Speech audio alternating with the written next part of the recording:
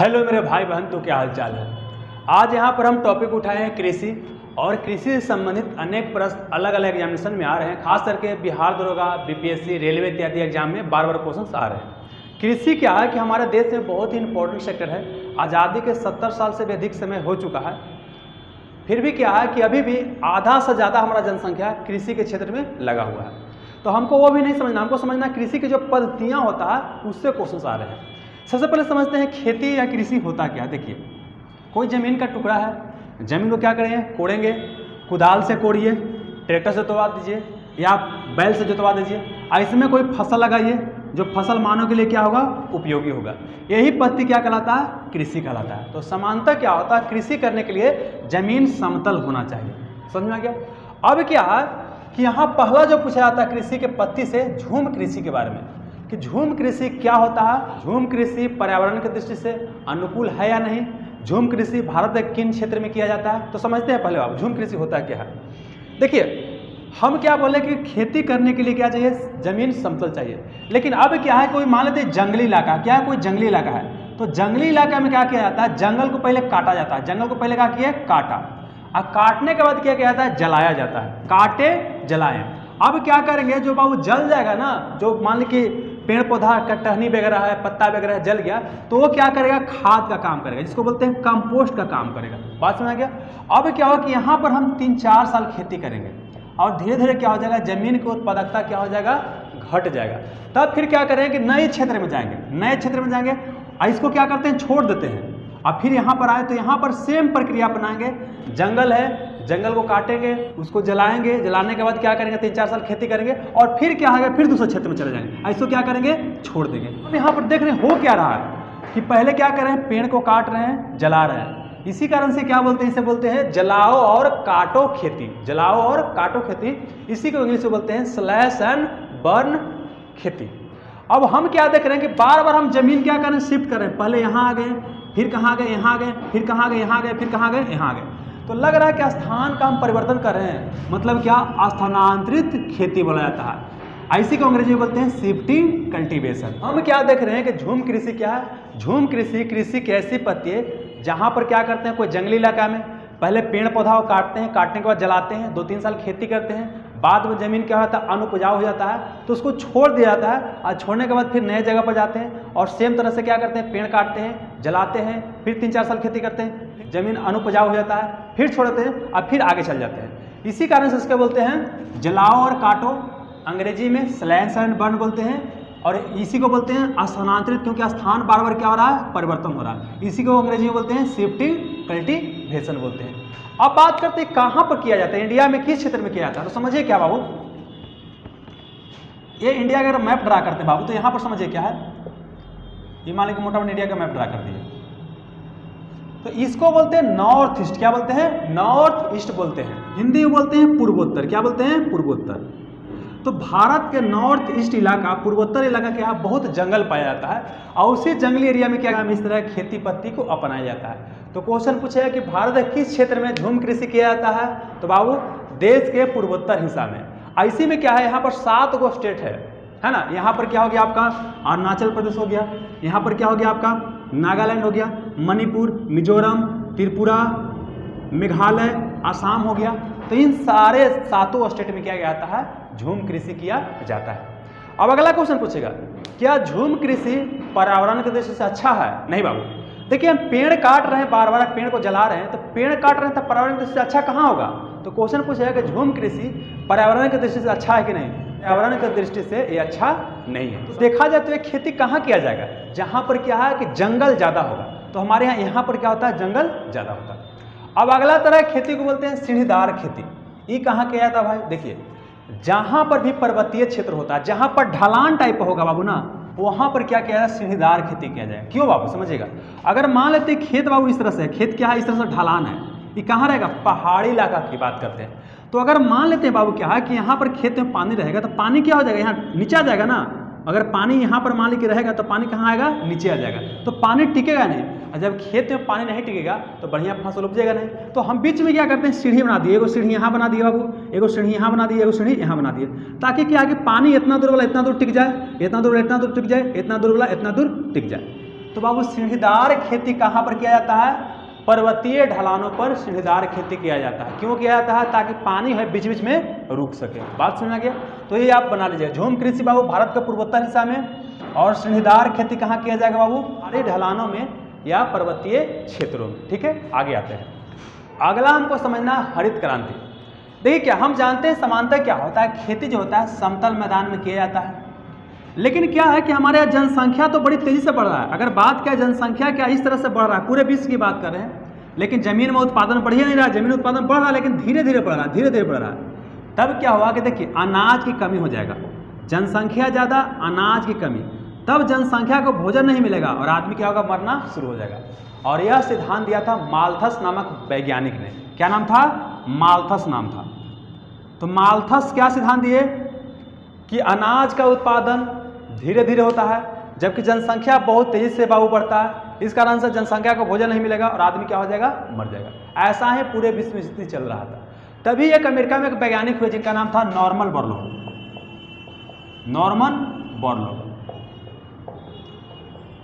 इन्होंने क्या किया? इन्होंने क्या किया कि जो समस्या था कि जनसंख्या को भोजन नहीं मिल रहा है, तो अनाज के उत्पादन बढ़ाने की दिशा में प्रयास किया। एक कृषि वैज्ञानिक थे। तब इनके दिशा निर्देश में क्या लाया गया? हरित क्रांति। क्या लाया गया? हरित क्रांति। और इसके साथ ही क्या हुआ? अनाज का उत्पादन अचानक से बहुत ज़्यादा क्या हो गया? बढ़ गया। और अब क्या हो गया कि अनाज बहुत ज़्यादा है और जनसंख्या कम पड़ गया। मतलब क्या है कि अनाज जनसंख्या से बहुत ज़्यादा हो गया। आज इंडिया में देख रहे हैं ना कि हमारे यहाँ क्या है कि अनाज बहुत ज़्यादा है जबकि जनसंख्या उसके हिसाब से क्या है? कम है। तो समझिए एक्चुअली हुआ क्या? जो हरित क्रांति लाया गया, तो क्रांति क्यों कर रहे हैं? क्रांति इसलिए कर रहे हैं क्योंकि इसने क्या किया? अनाज के उत्पादन को अचानक से बढ़ा दिया गया। तो आखिर किया क्या गया? तो समझिए क्या, इन्होंने क्या किया? उन्नत किस्म के बीज का प्रयोग किया। पूछे कि हरित क्रांति में क्या किया गया? उन्नत किस्म के बीज का प्रयोग किया गया। उन्नत किस्म का बीज का मतलब क्या होता है? जो हमारे यहाँ जो परंपरागत जो बीज होता है ना, उसी को क्या किया गया? वैज्ञानिक तरीके से और संशोधित कर दिया गया ताकि उत्पादन क्या हो? ज़्यादा हो। फिर क्या किया गया? रासायनिक उर्वरक का प्रयोग किया गया। रासायनिक उर्वरक का प्रयोग। अभी तक खेती में क्या चीज़ हो रहा था कि जो गोबर होता है या घर में जो राख वगैरह निकलता है या पेड़ पौधा सड़ गल जाता है, उसी को खाद के रूप में इस्तेमाल किया जा रहा था। लेकिन अब क्या किया गया? रासायनिक उर्वरक का प्रयोग किया गया। अगला क्या कि सिंचाई की बेहतर सुविधा का प्रयोग किया गया। सिंचाई की बेहतर सुविधा है ना। पहले हमारा जो एग्रीकल्चर था किसके ऊपर डिपेंडेंट था? तो डिपेंडेंट था पूरी तरह से मानसून पर। अब क्या किया गया? सिंचाई का यहाँ पर प्रयोग किया जाएगा। अगला क्या है कि रासायनिक कीटनाशक का। रासायनिक कीटनाशक का होता क्या है ना कि जब फसल लगा रहता था बहुत सारा कीट पतंग आ जाता है, फसल को कभी कभी क्या होता है? चढ़ जाता है। वो राम जी का घोड़वा होता है जिसको टीडा बोलते हैं। देखिए कैसे पूरा एकदम कभी कभी हमला करता है, पूरा एकदम खेत बर्बाद कर देता है। तो यहाँ पर कीटनाशक का प्रयोग किया गया था, कीट क्या हो जाए? मर जाए। तो पूछेगा कि हरित क्रांति में क्या क्या किया गया? उन्नत किस्म के बीज का प्रयोग किया गया, रासायनिक उर्वरक का प्रयोग किया गया, सिंचाई का व्यवस्था किया गया, रासायनिक कीटनाशक का प्रयोग किया गया। इस कारण से क्या हो गया कि अचानक से क्या हो गया? उत्पादन अनाज का बहुत ज़्यादा क्या हो गया? बढ़ गया। तो पहला क्वेश्चन, हरित क्रांति का विश्व में जनक किसे कहते हैं? नॉर्मन बोरलॉग को। किसको बोलते हैं? नॉर्मन बोरलॉग को। अगर यही पूछेगा भारत में, तो भारत में होता है एम.एस. स्वामीनाथन। एम.एस. स्वामीनाथन। मतलब देखिए विश्व में हरित क्रांति लाने का श्रेय किसको बाबू? नॉर्मन बोरलॉग को। अब भारत में एम.एस. स्वामीनाथन को। अब बात करते हैं कि भाई जो भारत में जो हरित क्रांति लाया गया, तो भाई कहाँ कहाँ इसको फायदा हुआ? तो देखिए अगर इस तरह से इंडिया का अगर मैप ड्रा करते हैं बाबू, देखिए क्या है इंडिया के, देखिए क्या है कि जहां अमीर स्टेट होगा ना, जहां इसको फायदा होगा। क्योंकि देखिए अगर बाबू उन्नत किस्म के बीज का प्रयोग करना है तो पैसा चाहिए, रासायनिक उर्वरक खरीदना है तो पैसा चाहिए, सिंचाई के लिए व्यवस्था करना है तो पैसा चाहिए, कीटनाशक खरीदना है तो पैसा चाहिए। अब बिहार ऐसा स्टेट में बाबू सब संभव हो पाएगा? नहीं हो पाएगा। तब क्या हुआ कि देश के जो पश्चिमोत्तर भाग है, ई भाग की बात करते हैं। जैसे मान लेते हैं बाबू क्या हो गया? पंजाब हो गया, हरियाणा हो गया, राजस्थान हो गया, पश्चिमी उत्तर प्रदेश हो गया, यहाँ पर हरित क्रांति ज़्यादा फला फूलेगा। तो पहला क्या कि इधर किसान क्या थे? अमीर थे, इस कारण से ही लोग खरीद सकते थे बीज वगैरह। और साथ ही क्या कि ये सब खेती करने के लिए क्या चाहिए? बड़ा बड़ा खेत चाहिए। तो वहाँ पूरा बड़का बड़का खेत रहता था, एक जगह बोरिंग करेगा, एक बार ट्रैक्टर लेकर जाएगा, सब अपना जोत उत के बढ़िया से चलाएगा। लेकिन हमारे यहाँ क्या है बाबू? बिहार में 2 कट्ठा इजा खेत है, 2 कट्ठा ओजा खेत है, 2 कट्ठा ओजा खेत है, 2 कट्ठा ओजा खेत है। तो यहाँ पर संभव नहीं हो पाएगा। ठीक, तो देखिए क्वेश्चन अब क्या क्या पूछा है। हरित क्रांति का जनक किसे कहा जाता है? विश्व में नॉर्मन बोरलॉग को, भारत में एम एस स्वामीनाथन। हरित क्रांति कहाँ कहाँ इंडिया में फला फूला? देश के पश्चिम उत्तर भाग में, पंजाब, हरियाणा, पश्चिमी उत्तर प्रदेश, राजस्थान में। अब क्वेश्चन पूछेगा कि हरित क्रांति से सबसे ज़्यादा फायदा किस फसल को हुआ? तो पहला नंबर पर गेहूँ, पहला नंबर पर गेहूँ और दूसरा नंबर पर चावल। एक सबसे ज़्यादा फायदा किसको हुआ? वो गेहूँ को हुआ और दूसरा स्थान पर चावल का हुआ। एक और क्वेश्चन पूछ सकता है, हरित क्रांति का संबंध किससे है? तो खाद्यान्न के उत्पादन से। किससे बाबू? खाद्यान्न के उत्पादन से। ये खाद्यान्न क्या होता है? खाने वाला अन्न को बोलते हैं खाद्यान्न बोलते हैं। तो खाद्यान्न के उत्पादन से क्या है? अनाज के उत्पादन से हरित क्रांति का संबंध है। चलिए, तो ये सब तो हरित क्रांति क्या हो गया? फायदा। देखिए 1966 के आसपास में इंडिया में हरित क्रांति का शुरुआत किया गया था, समझिएगा। 1966 के पहले इंडिया में क्या स्थिति था कि इंडिया के पास खाने के लिए अन्न नहीं था। हम दूसरे देश से मंगाते थे, खास करके हम अमेरिका के ऊपर डिपेंडेंट थे और अमेरिका बहुत ही खराब तरह के अनाज हमको देता था, ठीक ना। तो हम दूसरे के ऊपर डिपेंड थे। लेकिन जब हमारे हरित क्रांति आया तो अचानक से हमारा उत्पादन क्या हो गया? बहुत ज़्यादा बढ़ गया। तो पहले हम आयातक थे, मंगवाते थे, अब हम क्या करते हैं? भेजते हैं। अभी वर्तमान से हमारा स्थिति क्या है? देखिए, अन्न का हम लोग इतना उत्पादन करते हैं कि हमारा FCI का गोदाम पूरा भरा रहता है, वहाँ चूहा को हम लोग खिला रहे हैं। साथ ही देखिए क्या है कि अफगानिस्तान की बात करते हैं तो इंडिया से बहुत सारा क्या क्या गेहूं भेजा गया अफगानिस्तान में, समझ में ना। तो हमारे यहाँ क्या है? उपज बहुत ज़्यादा भी हो रहा है। तो ये सब तो हरित क्रांति से क्या हो गया दोस्त? फायदा हो गया। अब हरित क्रांति से देखिए घाटा क्या क्या हुआ। हम क्या बोले कि यहाँ पर रासायनिक उर्वरक का प्रयोग किया जा रहा है। तो रासायनिक उर्वरक का जब प्रयोग किया जाएगा तो क्या होगा कि जो केमिकल है ना, फूड के जरिए हमारे शरीर में क्या करेगा? प्रवेश करेगा और हमारे स्वास्थ्य को क्या करेगा? नुकसान पहुंचाएगा। हमारे शरीर को क्या करेगा? नुकसान पहुंचाएगा। पहला घाटा ये हो गया। दूसरा घाटा, सिंचाई का प्रयोग किया जाता है। तो हम लोग क्या देखते हैं कि बाबू मान लेते हैं क्या है कि यहाँ पर सिंचाई किया जा रहा है। तो गाँव में सिंचाई कैसे होता है? जैसे सिंचाई होता है, ये आपका खेत हो गया बाबू, ये क्या हो गया? खेत हो गया। और यहाँ से एकदम नल से पानी जाएगा बाबू, है ना। अब पूरा एकदम उपला क्या करेगा? पटाएगा। पूरा क्या करेगा? उपला के एकदम पटाता है, पूरा भर भर के पटाता है। अब देखिए, ज़्यादा सिंचाई करने से होता है क्या है? ज़्यादा सिंचाई करने से ज़मीन में नमक, साल्ट की मात्रा क्या होता है? बढ़ता है। और जब नमक या साल्ट की मात्रा ज़मीन में बढ़ेगा तो ज़मीन के जो उत्पादन शक्ति होता है ना, क्या होता है? कम हो जाता है। शुरू में तो लगा कि भाई उत्पादन पूरा बढ़ रहा है, लेकिन लंबा समय के लिए क्या हो जाएगा? आपका उत्पादन कम हो जाएगा। जैसे हम लोग क्या करते हैं? सिगरेट पीते हैं, अफीम खाते हैं, चरस खाते हैं, गांजा पीते हैं, तो कुछ देर के लगता है कि बाप रे बाप, पूरा एकदम अंदर से एनर्जी मिल गया, कहते क्या मजा आ गया हो, है ना। लेकिन बाद में क्या होता है? लॉन्ग टर्म के लिए हमारे शरीर को नुकसान पहुंचाता है। तो सेम तरह से यहाँ हुआ, शुरू में तो भाई उत्पादन बढ़ेगा, लेकिन धीरे धीरे क्या होगा? जमीन को आपका हानि पहुंचाएगा। ये हो गया। साथ ही क्या है कि बाबू देखते हैं कि जब पानी हम निकाल रहे हैं, बोरिंग किया हुआ तो पानी निकालेंगे, तो जब पानी निकाल के पूरा ऊपर डालते जाएंगे तो क्या होगा कि जो पानी जमीन से निकाल रहे हैं तो जमीन के नीचे का पानी का लेवल क्या होगा? नीचे जाता जाएगा, नीचे जाता जाएगा, जाते जाएगा, जाते जाएगा, जाते जाएगा।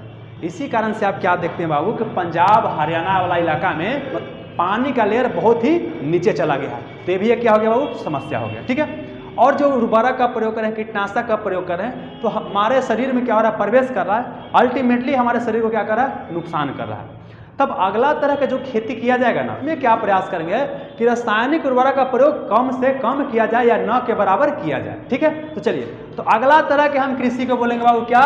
कार्बनिक खेती। इसी को बोलते हैं ऑर्गेनिक फार्मिंग। क्या बोलते हैं? Organic farming. तो ऑर्गेनिक फार्मिंग क्या होता है? कृषि की ऐसी पद्धति जहां पर रासायनिक उर्वरक का प्रयोग न के बराबर करेंगे, या करेंगे भी तो बहुत ही कम मात्रा में करेंगे। तो समझिए कि हम प्रयोग भाई कौन सी करेंगे? अब जमीन का उत्पादन बढ़ाना है तो कुछ तो प्रयोग करना पड़ेगा ना। तो देखिए, दो चीज होता है, एक होता है खाद और एक होता है उर्वरक। उर्वरक क्या होता है? फैक्ट्री में होता है, केमिकल से बनाया जाता है। केमिकल मतलब रसायन से बनाया जाता है। जबकि खाद क्या होता है? घर में जो उपस्थित है बाबू ना, जैसे गोबर की बात करते हैं बाबू, है ना, राख की बात करते हैं, पेड़ पौधा के पत्ती सड़ा गला की बात करते हैं, तो ये सब क्या होता है? खाद बन जाता है। तो देखिए, खाद को अंग्रेजी में बोलते हैं कंपोस्ट। क्या बोलते हैं? कंपोस्ट। और इसको बोलते हैं फर्टिलाइजर। क्या बोलते हैं? फर्टिलाइजर बोलते हैं। तो देखिए, हरित क्रांति में फर्टिलाइजर या केमिकल का प्रयोग किया गया, लेकिन यहाँ पर क्या करेंगे बाबू? कार्बनिक या ऑर्गेनिक फार्मिंग में खाद का प्रयोग करें। घर में गाय का गोबर हो गया, राख हो गया, पत्ती इत्यादि हो गया। तो अब देखा जाए तो पर्यावरण की दृष्टि से अच्छा है। क्या है? पर्यावरण की दृष्टि से बाबू क्या है? ये अच्छा है। अब अगला क्वेश्चन पूछेगा कि ऑर्गेनिक फार्मिंग जो है भारत के किस राज्य में सबसे ज़्यादा किया जाता है? देखिए बाबू, ये हमारा क्या? इंडिया है। और यहाँ पर क्या है? सिक्किम। यहाँ पर क्या हो गया? सिक्किम। तो सिक्किम राज्य क्या है ऑर्गेनिक फार्मिंग या बाबू बोल सकते हैं कार्बनिक खेती में क्या है सबसे अच्छा है। तो हम बोल रहे हैं क्या कि पर्यावरण की दृष्टि से यह खेती बहुत ही अनुकूल है। तो भाई किसान इतना करता क्यों नहीं है? देखिए क्या होता है बाबू, जब हम क्या करते हैं कि केमिकल से सीधे शिफ्ट करेंगे कहाँ, खाद पर ना, तो ज़मीन के उत्पादक क्या होता है शुरुआती समय में कम जाता है। मतलब बाबू यहाँ अगर केमिकल वगैरह का इस्तेमाल करके जब हम उपज कर रहे हैं बाबू ना, तो अगर मान लेते हैं कि 20 कट्ठा में आपका हो रहा है 100 किलो अनाज हो रहा है, तो बाद में देखा जाएगा कि यहाँ कितना हो गया 50 किलो हो गया, 40 किलो उत्पादन हो गया। किस में? आपका कार्बनिक खेती में। तो किसान को तो उतना घाटा लग गया हो ना, तो किसान खेती करना नहीं चाहता है। तब ऐसी स्थिति में क्या चाहिए, सरकार को आगे आना चाहिए और सरकार को कहना चाहिए कि आप लोग खेती कीजिए, ऑर्गेनिक फार्मिंग कीजिए, आपको जो घाटा लगेगा ना आपके अकाउंट में पैसा डाल दिया जाएगा इस डायरेक्ट बेनिफिट ट्रांसफर के माध्यम से। जैसे घर में सिलेंडर हम लोग लेके आते हैं बाबू ना, तो क्या होता है कि सरकार सब्सिडी डाल देती है। सेम चीज़ अगर यहाँ सरकार बोलेगी कि हम आपको पैसा दे देंगे जितना घाटा लगेगा, तब लोग मोटिवेट होंगे ऑर्गेनिक फार्मिंग करने के लिए। तो आपको कार्बनिक खेती समझ में आ गया दोस्तों। कार्बनिक खेती से क्वेश्चन पूछेगा कि कार्बनिक खेती में क्या होता है, केमिकल फर्टिलाइजर का प्रयोग न के बराबर होता है या बहुत ही कम होता है। उसके बदले में क्या होता है, कंपोस्ट या खाद का प्रयोग किया जाता है, जैसे गोबर हो गया, राख हो गया, पत्ती हो गया। और सिक्किम राज्य में क्या होता है, सबसे ज़्यादा ऑर्गेनिक खेती किया जाता है। पर्यावरण की दृष्टि से अनुकूल है कि नहीं, तो बिल्कुल क्या है पर्यावरण की दृष्टि से अनुकूल है। चलिए अगला बात करते हैं, हम ड्रिप सिंचाई के बारे में बात करते हैं। हमने कुछ देर पहले क्या बताया कि हमारे यहाँ क्या होता है, पानी की बहुत ज़्यादा बर्बादी होता है। जहाँ पानी की जरूरत थोड़ा सा, तो पानी क्या होता है ज़्यादा बर्बाद होता है। फ्री में बिजली मिलेगा, वो फ्री में पानी मिल रहा है, तो पानी की तो बर्बादी होगा ही होगा। गांव में आलू वगैरह सब खेत वगैरह पड़ता है, तो बोलता है कि पूरा एकदम उपलाए दी है, एकदम ऊपर ऊपर हो दी है, तब बंद कीजिएगा। तो पानी का क्या हो रहा है, बर्बादी हो रहा है। तो इसी पानी को बर्बादी क्या करना है, कम हमको करना है। तो हम क्या करेंगे, अब ऐसा सिंचाई का तकनीक अपनाएंगे जहाँ पर क्या है कि सिर्फ पौधा के पास पानी पहुँचे, या ज़्यादा भाई पानी ज़्यादा खेत में डालने की आवश्यकता नहीं है। तो समझिए क्या है कि मान लेते हैं बाबू क्या कि इस तरह से हमारा खेत था, तो पहले हम इसके जरिए खेती करते कि यहाँ से पानी जाएगा, और इस तरह से हमारा क्यारी बना हुआ था बाबू, इस तरह से बना हुआ था, तो इसमें जाता था पानी। अब क्या किया जाए कि समझिएगा, यहाँ पर पौधा है, यहाँ पर पौधा है, यहाँ पर पौधा है, पौधा है, तो जहाँ पौधा हो ना जहीं क्या करेंगे, बूंद के माध्यम से पानी पहुँचाने का प्रयास करेंगे। मतलब पौधा का सिर्फ क्या करेंगे, जड़ के पास क्या करेंगे, पानी पहुँचा देंगे।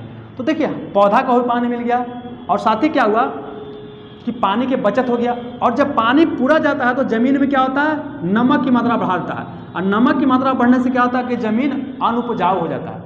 तो इस कई सारा सोल्यूशन हो गया बाबू ना। यहाँ पर क्या हुआ कि नमक भी ज़मीन में नहीं मिलेगा, तो ज़मीन उपजाऊ बना रहेगा।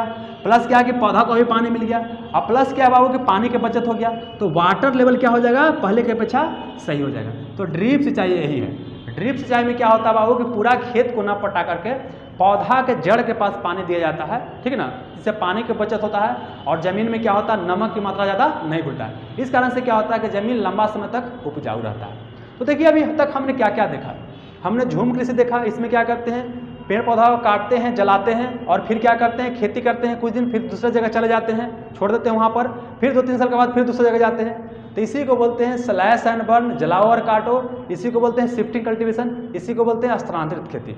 यह पर्यावरण की दृष्टि से अच्छा नहीं है। यह कहाँ किया जाता है, भारत के पूर्वोत्तर हिस्सा में किया जाता है। अगला बाबू, पहाड़ी ढलानों या पर्वतीय क्षेत्रों में यह सीढ़ीदार प्रकार की कृषि किया जाता है। अगला बात करते हैं हरित क्रांति की। हरित क्रांति का संबंध किससे है बाबू, खदान के उत्पादन से। हरित क्रांति में क्या किया जाता है, उन्नत किस्म का बीज का प्रयोग किया जाता है, रासायनिक उर्वरक का प्रयोग किया जाता है, सिंचाई की बेहतर सुविधा बाबू रासायनिक कीटनाशक का प्रयोग किया जाता है। जमीन में क्या हुआ, उत्पादन पहले के अपेक्षा बढ़ गया। सबसे ज़्यादा फायदा किसको हुआ बाबू, गेहूं को, दूसरा स्थान पर चावल को। विश्व में हरित क्रांति का जनक किसे कहा जाता है, नॉर्मन बोरलॉग को।